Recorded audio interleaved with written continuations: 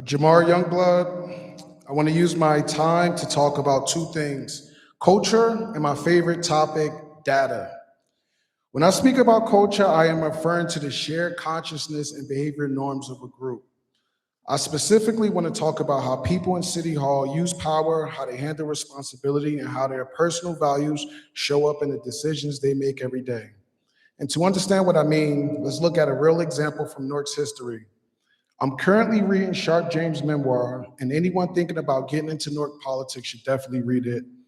On page 91, he writes, I learned early that candidates running for city council who had platforms that advocated for the people's needs and had spoken about saving monies for the taxpayers changed their thinking once they got into office. The ideas they spoke of before their election went out the window. They soon became concerned with what they can get out of the government. Sharp James said this in 1970, and nearly 55 years later, residents are accusing our current council members and the administration of doing the exact same thing. On one hand, I understand the pressures that can make someone fall in line and become part of the status quo, because it takes real courage to challenge the system you work in, and not everyone is willing to risk their comfort or position to do what is right. But on the other hand, I have to ask, why are we still repeating the same mistakes our elected officials were making more than 50 years ago? That current culture of people using our local government as a personal hustle is not beneficial to the 75,000 residents in our city who live in poverty.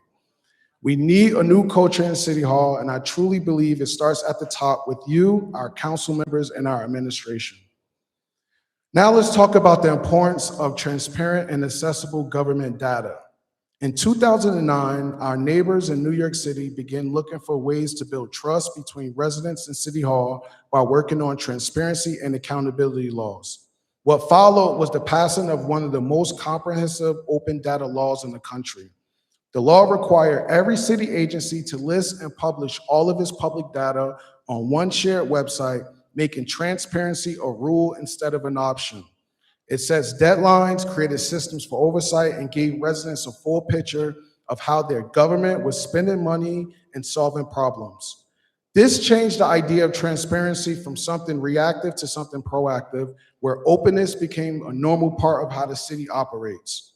This effort was led by a city council member named Gail Brewer, who understood that government data belongs to the people. She recognized that transparency is not just about access to information, it is about restoring trust, improving performance, and creating a government that operates in the open rather than behind closed doors. Since then, New York City has published thousands of data sets allowing residents, journalists, and researchers to track budgets, contracts, and agency performance. New York City turned data into a tool for civic participation and public problem solving, setting a new standard for how cities can operate with transparency and accountability. Meanwhile, here in Newark, we struggled with secrecy, confusion, and public mistrust, the same exact problem Sharp James described 50 years ago. So if New York City could build a transparent system for 9 million people, why can't we do the same thing here for 300,000? For too long, public office in Newark has been used for personal gain instead of public service. This time needs to come to an end. We need to end that culture and build a new culture rooted in transparency, integrity, accountability to our residents. Thank you. Thank you for your comments.